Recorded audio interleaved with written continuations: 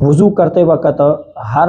اعضاء کو دھوتے وقت ایک دعا پڑھی جاتی ہے، جس طرح چہرہ دھوتے وقت پڑھی جاتی ہے اللہم بیض وجہی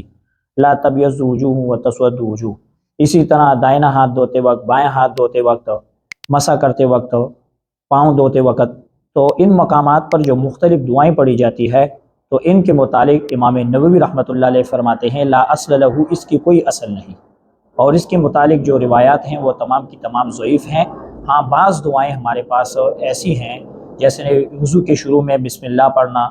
اور ہر اعضاء کے دھوتے وقت کلمہ شہادت کا پڑھنا، اور بعض اور دعائیں بھی ہیں جو حدیث سے ثابت ہیں، مگر ہر اعضاء کے دھوتے وقت جو عام کتابوں میں دعائیں لکھی گئی ہیں تو وہ حدیث سے ثابت نہیں ہے، اور روایات میں کلام، اور وہ انتہائی ضعیف درجے کی ہیں۔